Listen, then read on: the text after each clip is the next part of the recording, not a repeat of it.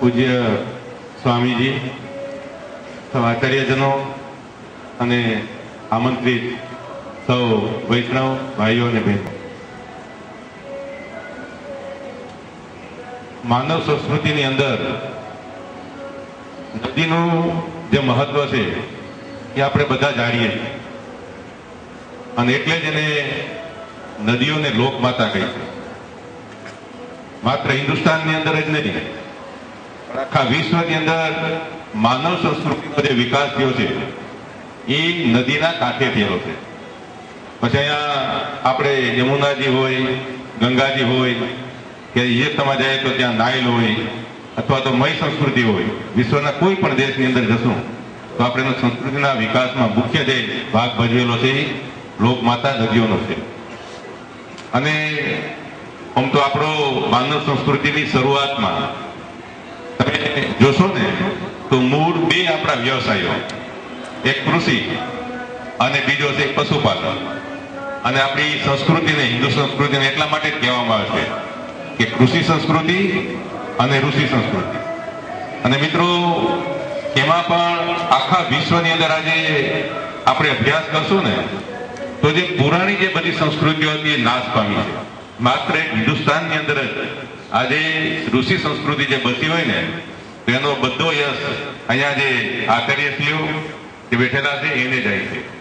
કારણ કે એને અડગતા પૂર્વક હિન્દુસ્તાનની અંદર જે આક્રમણો થયા, મુસ્લિમોના આક્રમણો હોય કે અંગ્રેજોના, ક્રિશ્ચિયનોના આક્રમણો હોય, એની સામે એને અડગતા પૂર્વક સામનો કરી અને આપણે બધા એને સાથે રાખ્યા છે.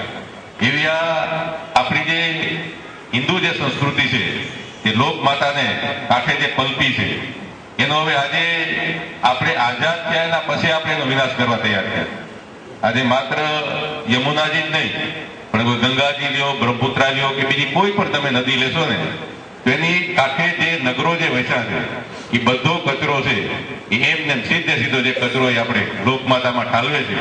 અને હું માનું છું કે આપણે જે લોકમાતાનું આક્રંદ છે ને એ આક્રંદ આપણે સાંભળી નથી શકતા.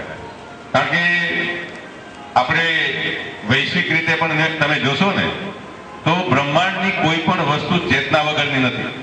આપણે માનીએ છીએ કે હાલતા ચાલતા માણસ જેને આપણે સજીવ કહીએ છીએ એમાં જ ચેતના હોય છે, પણ ના, બ્રહ્માંડની દરેક વસ્તુ છે ઈશ્વરની જે ચેતના સ્વરૂપ છે એના ચેતનાનું સ્વરૂપ છે. અને એ લોક માતાનું જે આક્રમ છે ને એ આપણે નથી સંભળાતું, પણ એ આચાર્ય છે જે હમણાં જે આપણે તમને જે બોધ આપ્યો ને એ લોકોને આક્રમ સંભળાવ્યું. અને આક્રમ સંભળાણું છે એમાંથી હું માનું છું કે આંદોલન ઊભું પણ થયું છે અને આંદોલનનું પરિણામ આપણે અવશ્ય મળશે. અને ફરીથી આપણી લોક માતાઓ જે પહેલા જે હતી એવી સમૃદ્ધ અને પુણ્યશાળી ફરી પણ બની શકશે એવી મને પૂરેપૂરી શ્રદ્ધા છે. કારણ કે આપણે જ્યારે હિન્દુ ધર્મ ઉપર આપત્તિ આવી છે ત્યારે આચાર્યશ્રીઓએ આપણે બધાને એકઠા કર્યા છે અને એની માર્ગ આપણે બતાવ્યો છે કે તમારે ક્યાં રસ્તે અથવા કયો તમારે પથ લેવાનો છે. એવો પથ આપણે યમુનાજીને બતાવવાનો મળ્યો છે.